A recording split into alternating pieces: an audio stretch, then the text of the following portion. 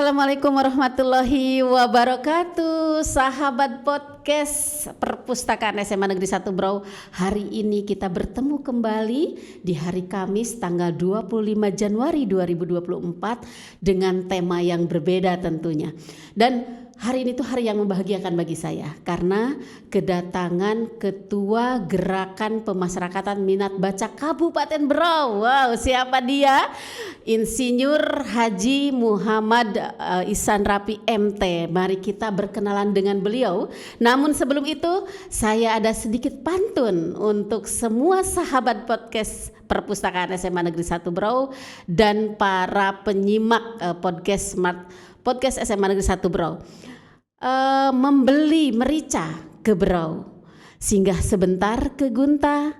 Mari kita bersama GPMB Kabupaten Berau untuk meningkatkan literasi membaca. Selamat datang Pak Ihsan. Apa kabar Bapak? Alhamdulillah, kabar baik. Kabar baik, tentunya sehat ya.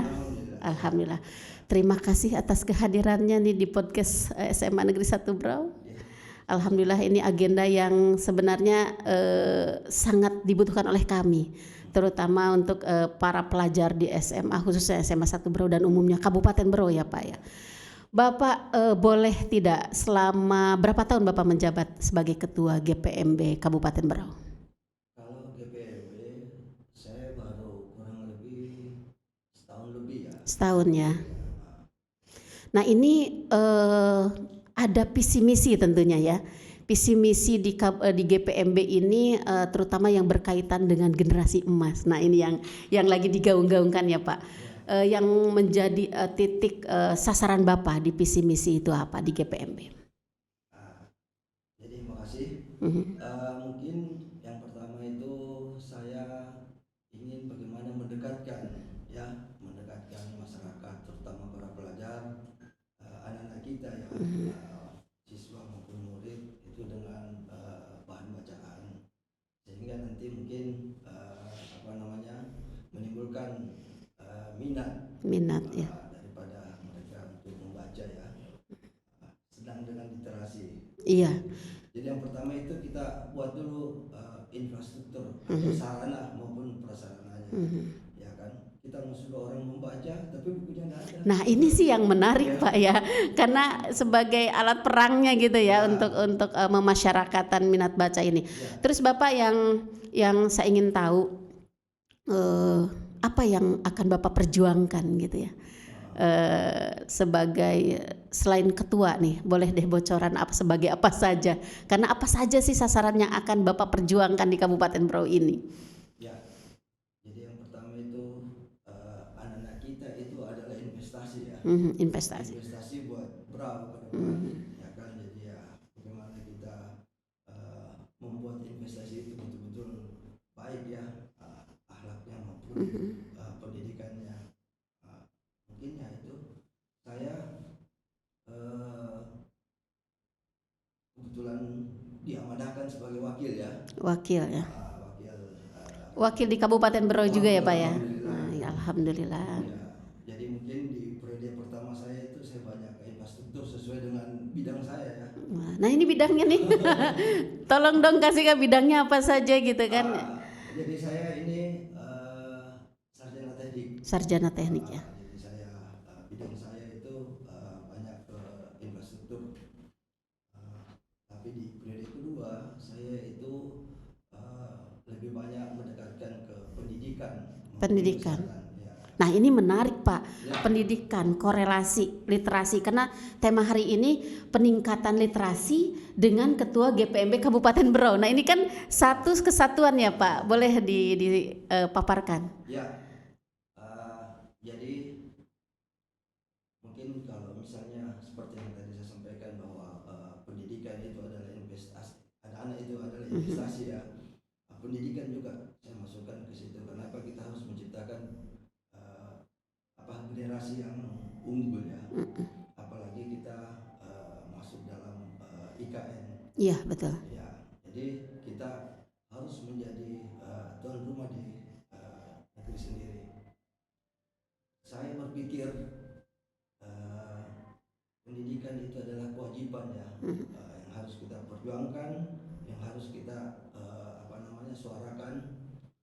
saya lihat pendidikan kita ini belum mencapai mungkin mungkin masih 1-2 tapi tidak merata ya, tidak merata.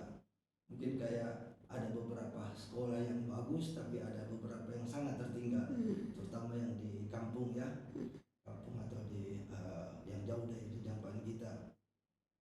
Kenapa saya bilang pendidikan itu penting? Karena itulah seperti yang tadi saya sampaikan, investasi, dan mungkin itu adalah modal utama buat kita ya, karena menciptakan SDM yang unggul terutama di bidang pendidikannya itu adalah tugas atau kewajiban yang sudah mungkin dituangkan di dalam undang-undang ya. Betul. Dalam undang-undang di mana pendidikan itu 20%, kesehatan 10%. Tapi kita harus melihat juga ya.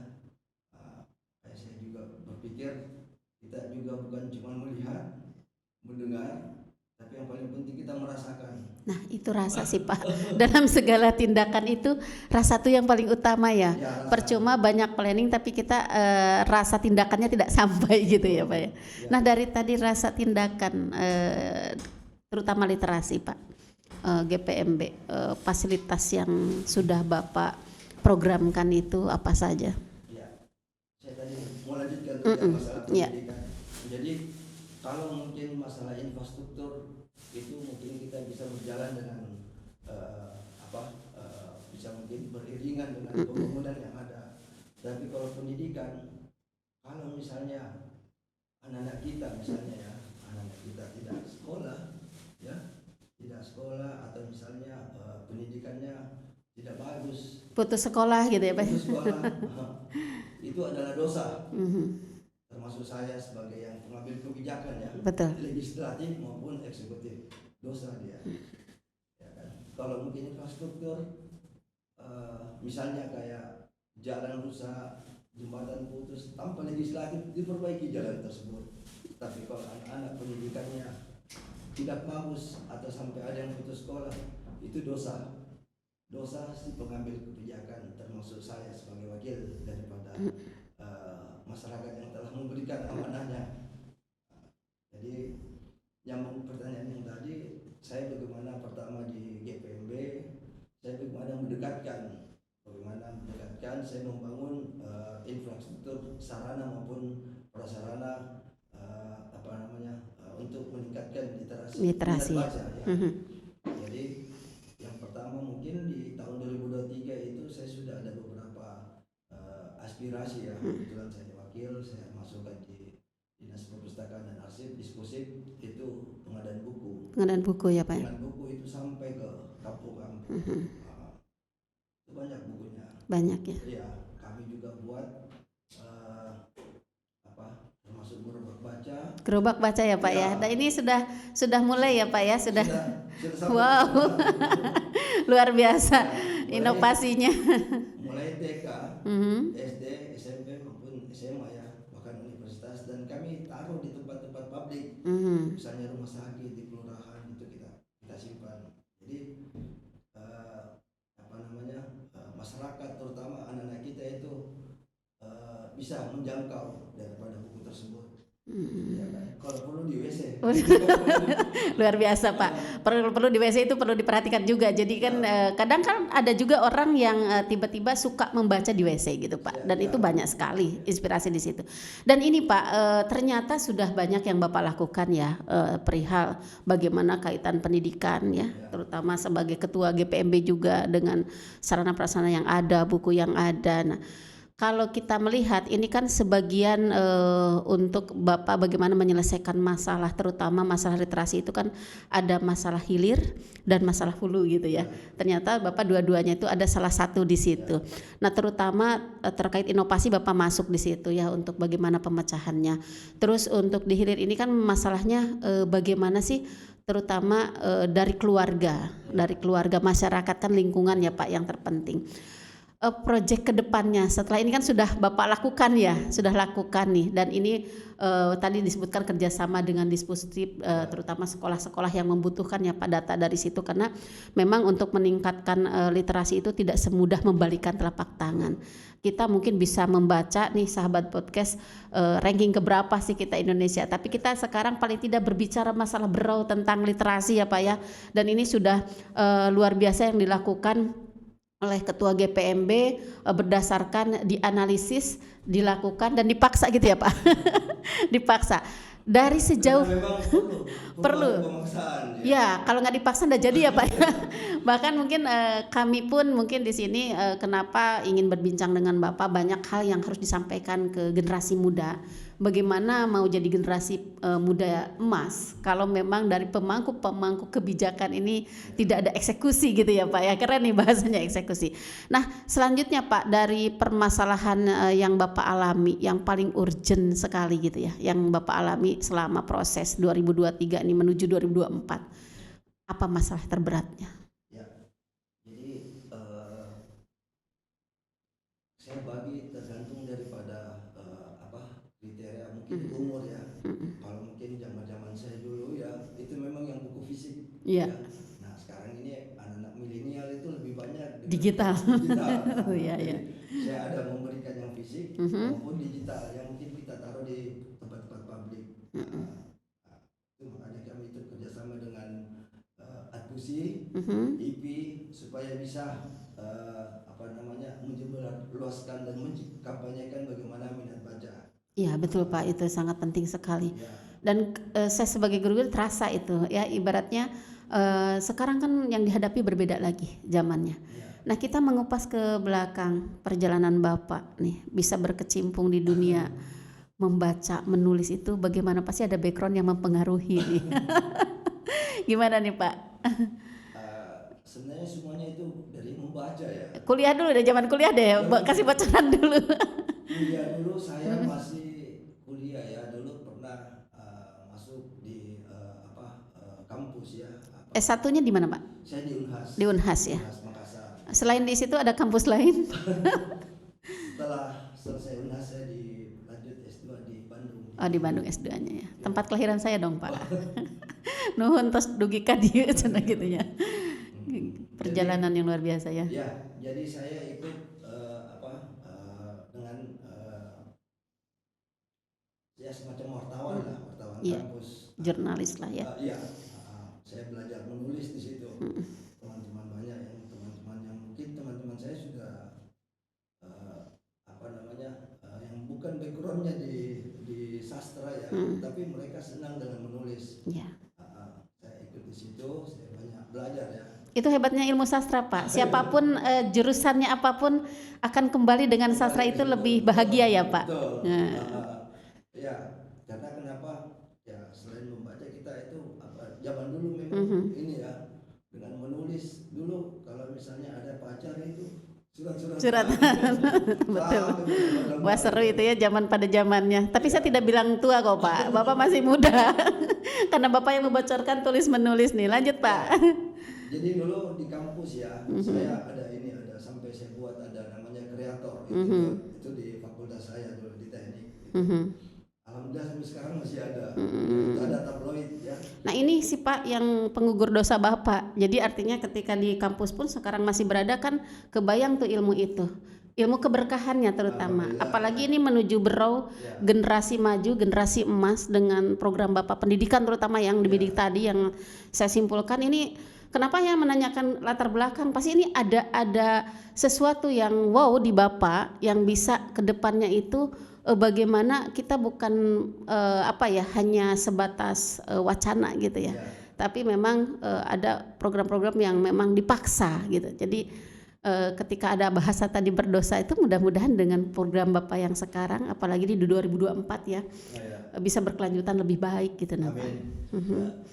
Jadi memang perlu ada suatu gerakan ya. Nah itu ya. Suatu gerakan. Jadi bukan cuman disampaikan dengan apalagi retorika ya.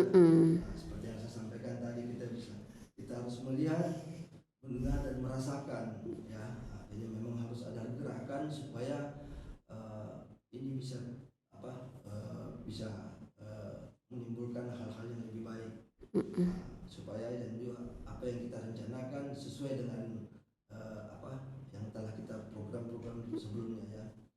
Jadi yang paling penting memang itu agak susah kalau memang masuk di dunia lingkungan keluarga. Jadi kalau misalnya literasi ini ya mungkin kita jangkau dulu yang di luar lingkungan keluarga ya.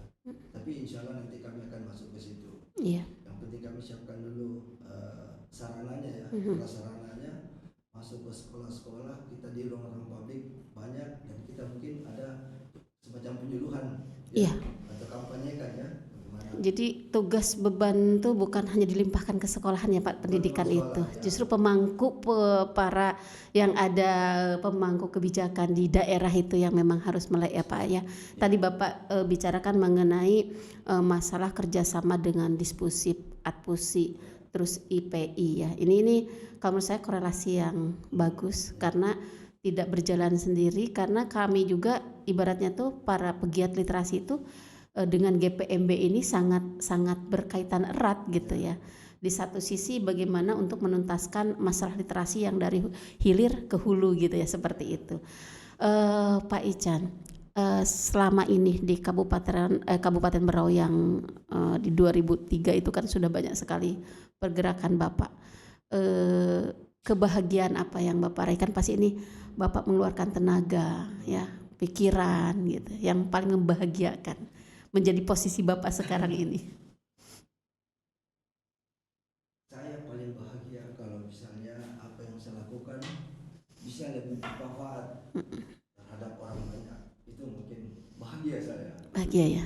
Apa yang saya punya aspirasi terus dirasakan dan bermanfaat, berkah buat orang banyak, itu disitulah letak kebahagiaan saya. Dan insya Allah saya berdoa dengan ada nilai pahala di dalam situ ya, walau hanya setitik. Di situ letak kebahagiaan. Merinding nih Pak. Serius berbicara masalah kebermanfaatannya. Ya. Karena ini tanggung jawab yang berat, seolah-olah kayak berjanji ya kalau bermanfaat dengan orang gitu ya. Dan ini yang bisa dirasakan, mudah-mudahan sahabat podcast nanti ke depannya Pak Ihsan ini bisa membawa peningkatan literasi di Kabupaten Berau, GPMB Kabupaten Berau, bahkan beliau juga adalah sebagai pemangku kebijakan, dan ini yang kita harapkan untuk masyarakat Berau, bukan hanya saja kebaikan tetapi bagaimana mempersiapkan kebaikan itu. Kita yang sudah baik menjadi lebih baik gitu ya Pak ya. Nah, kalau saya boleh bertanya lagi nih Pak, dulu cita-cita Bapak itu memang seperti apa inginnya itu? Saya itu dulu bingung ya, kalau ditanya cita-cita. Cuman saya dulu masuk di teknik ya, memang saya suka gambar. Suka gambar ya. Sebenarnya suka menulis juga. Suka menulis juga. Jadi kalau misalnya hati saya diganggu ya itu saya nulis. Iya. Berarti keterampilannya membaca oke, menulis oke ya. Dan yang sudah kan tadi menggambar ya Pak ya. Untuk di Kabupaten Berau karya Bapak nih. Boleh disebut karena Bapak ini kan jurus arsitektur ya Pak ya. Karya-karya untuk Kabupaten Berau. Jadi dulu sebelum ke Berau, saya mungkin sama dengan Ibu. Yeah. Saya dulu pengajar juga. Ya, saya. Wow, pengajar juga ternyata ya. Saya PNS dulu di Makassar ya. Sudah PNS ya PNS Pak? Wow. Salah satu perguruan tinggi saya staf pengajar di sana. Cuman mungkin saya tipikalnya ya senang di lapangan ya, jadi saya banyak berkecimpung di lapangan.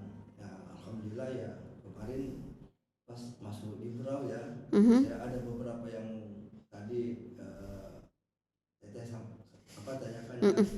Ada beberapa karya itu sebelum saya masuk ke dunia politik. Iya. Ya kayak bandara ya. Bandara ya. Bandara Bogor. Keren loh itu Pak. Kalah kabupaten-kabupaten lain. Ya. Jadi Bandara Kalimarau itu bandara pertama yang mempunyai garbarata. Garbarata ya. Di Kalimantan. Bukan di Kalimantan Timur. Iya, betul. Iya. Tapi memang kecil sesuai dengan kebutuhannya. Iya. tapi kami sudah siapkan itu untuk keberangkatan internasional maupun kedatangan internasional. Dan itu juga peningkatan literasi loh Pak. Serius. Kebayang kita kalau nggak ada bandara yang saat ini ya, ibaratnya bisa aksesnya dari manapun gitu. Dulu saya pernah pintu iya, karena saya dulu pernah pas pertama ke sini itu masih poker ya Pak ya, masih isinya 12 gitu. Wow sekali perkembangan Kabupaten Berau ini. Ternyata itu bandara ya Pak ya. Wah. Mudah-mudahan Pak di 2024 ini nanti bisa membuat apa lagi untuk Kabupaten Berau ya kan. Tidak menutup kemungkinan karena Bapak orang bergerak di dunia literasi dan saya yakin banyak hal yang kebermanfaatan banyak sekali untuk dirasakan oleh masyarakat terutama ya Pak, sesuai dengan visi misi di GPMB. Nah, ini Pak dari selama menjabat gitu ya. Hal-hal menjabat di Kabupaten Berau ini dari semua ini kan pasti membutuhkan manajemen waktu ya. Bagaimana sih Bapak ini, karena ini untuk ilmunya untuk ke anak-anak generasi muda dalam hal manajemen waktu dan disiplin Pak.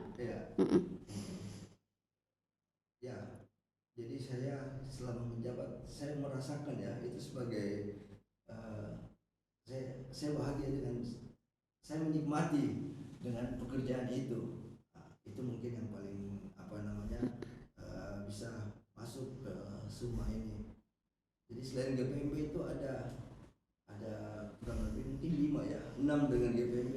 6 ya? Wow. Saya diberikan amanah sebagai yang saya tahu kan 6. 4 lagi apa ini? 4 lagi apa ini Pak? Ada olahraga ya. Olahraga ya. Di PSDI atau di komite sekolah juga. Wah, semakin seimbang dong nanti membacanya, olahraganya. Ini kan ilmu kebahagiaan.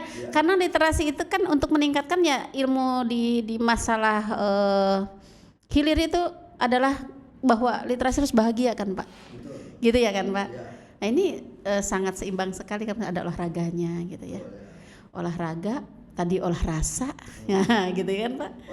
Olah hati, iya betul itu Pak. Saya sepakat dengan ilmu itu. Jadi ada wirahma, wiraga, wirasa gitu ya. Jadi sampainya rasa itu dengan badan kita yang sehat ya. Tapi 6 ini Bapak enggak keteteran enggak? Ya itu tadi saya menikmati ya. Menikmati. Saya menikmati dan ya alhamdulillah ya tinggal manajemen waktu aja antara keluarga dengan pekerjaan dan beberapa organisasi yang saya nakodai ya, yang saya diberi amanah. Berarti kalau begitu boleh dong dari Bapak untuk generasi muda nih tentang kesuksesan. Gimana sudut pandang Bapak? Karena sukses itu katanya harus berusaha, itu kan umum sekali sih Pak. Orang tuh setiap yang tidak sukses juga kan tetap berusaha gitu kan. Untuk generasi, boleh Pak ke kamera kita sampaikan kalau bagaimana sih trik suksesnya gitu kan yang sudah dirasakan sampai sejauh ini. Apa ya, kalau mungkin cerita sukses saya belum sampai ke situ ya. Kalau sukses saya melakukan itu semuanya dengan saya menikmati dan saya bahagia ya. Nah itu memang ilmunya sukses sudah itu Pak. Bapak sudah sukses. Mungkin itu kacamata orang biasa aja gitu. Maksudnya enggak menganggap itu sebagai suatu yang ini ya. Yang penting bagaimana bisa memberikan manfaat buat orang banyak. Betul. Ya mungkin dengan amanah yang diberikan sebagai wakil ya, mungkin juga sama teman-teman yang di eksekutif, kalau misalnya kita melakukan ya bahasa mendukung ya, misalnya saya mendukung pendidikan bukan di mulut doang, betul, tapi di anggaran terutama, di anggaran terutama. Ini mungkin buat teman-teman yang di eksekutif maupun teman-teman termasuk saya yang di legislatif. Jadi kalau semuanya bersatu untuk memikirkan atau merasakan dan memberikan support terhadap pendidikan tersebut, insya Allah kita akan bebas daripada yang kurang, yang mungkin kita rasa kita bisa lebih baik daripada yang sekarang ya, dan kita bisa lebih unggul ya. Mungkin ke depan nanti ada anak-anak kita, cucu-cucu kita yang mungkin dari Berau yang tampil sebagai mungkin yang pemimpin bukan cuma daerah tapi bisa berbicara ke level nasional. Itu ya. Berat nih saya simak, saya simpulkan sahabat podcast. Keberhasilan itu bukan hanya diukur hanya usaha, tapi memang tindakan nih kata Pak Ihsan. Dan harus berasa, harus punya rasa gitu ya. Maka nikmatnya, nah beliau itu sangat menikmati apa yang selama ini dikerjakan. Jadi anak-anakku yang masih berjuang proses dalam belajar, tetaplah bagaimana menjadi manusia bermanfaat itu tidak mudah. Ada hal-hal yang poin-poin tadi disampaikan ya. Jadi ada tindakan, terus harus menikmati, bahagia itu berarti mencintai apa yang dikerjakan gitu ya Pak ya. Saya sangat terinspirasi juga. Nah karena ini literasi berkaitan dengan, karena di permasalahan literasi itu kan masalah penerbitan juga perlu Pak ini dibahas Pak. Kebetulan Kabupaten Berau kan ini untuk penerbitan itu belum ada, kita selalu mengekor ke yang di luar sana gitu. Bagaimana, ada nggak Bapak untuk apa ya, penerbitan di Berau itu difasilitasi dan dimudahkan gitu ya, terutama bagi kami yang para penulis ini kan selama ini harus ngumpulin duit, harus punya keluar berapa biaya penerbitan, percetakan gitu. Nah dari Bapak ada nggak solusi untuk penerbitan dan sebagainya? Kebetulan saya mau bawa buku ya. Oh ya? Ah ya, boleh. Kami sudah buat penerbit. Kebetulan nama saya Ihsan Rapi Institute, dan ini mungkin cuman belum launching ya. Siapa tahu nanti saya diundang untuk launching. Yang disampaikan tadi Teteh bahwa perlu yang penerbit karena banyak penulis ya. Banyak penulis Kabupaten Berau Pak. Dengan hasil diskusi, Atpusi, ya, IPI gitu, GPMB ini untuk Kabupaten Berau itu sudah menjadi contoh kabupaten lainnya. Nah ini yang saya bidik itu adalah masalah penerbitan Pak. Betul. Sudah ada ya Pak? Saya sudah buat. Sudah buat ya, alhamdulillah.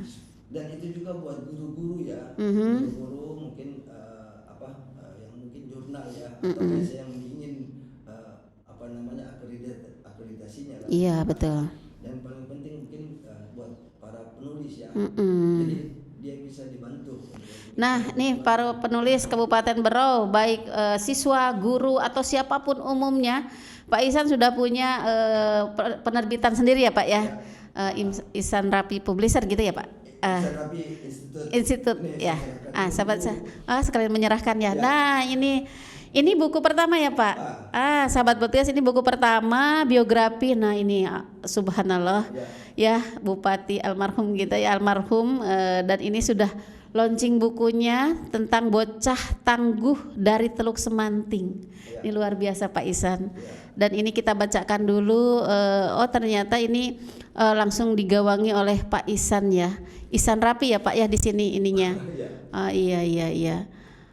Wah, Ihsan Rapi Institute. Nah, ini menjadi kabar gembira untuk para penulis terutama. Apa arti sebuah tulisan kalau memang tidak dibukukan gitu ya.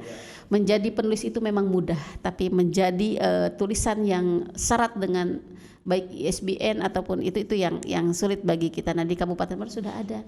Jadi nanti bisa kita mengajukan ya Pak ya. Kalau kita sebagai penulis mengajukan ke Ihsan Rapi ini, nanti mungkin ada teknis yang harus diikuti ya Pak ya. Terima kasih Bapak bukunya, ini luar biasa. Ini yang saya tunggu-tunggu Pak, informasi terutama untuk penerbitan, karena sampai saat ini banyak para penulis yang kesulitannya di situ. Saya doakan juga mudah-mudahan Bapak selalu sehat, dan apa yang disampaikan saat ini itu benar-benar untuk menumbuhkan, meningkatkan literasi Kabupaten Berau, terutama bagaimana anak-anak peserta didik, anak-anak muda kita banyak bergerak nih, selain di Kabupaten Berau semakin meningkat Pak literasinya dari komunitas-komunitas yang ada di Kabupaten Berau juga. Dan saya yakin Pak Ihsan selalu mendampingi kegiatan-kegiatan yang di Kabupaten Berau, dan ini menjadi salah satu meningkatnya literasi di Kabupaten Berau. Terima kasih closing yang keren sekali. Baik, Sahabat Smart Podcast Perpustakaan SMA Negeri 1 Brau, tentunya ini tema ini akan terus hadir. Mudah-mudahan nanti Pak Ihsan bisa lagi berbagi. Kita akan bertemu di lain hari dan tentunya selalu dalam keadaan sehat walafiat, bahagia dan terus bekerja keras dalam menjalani kehidupan. Salam literasi Pak Ihsan. Ayo membaca. Terima kasih. Wassalamualaikum warahmatullahi wabarakatuh.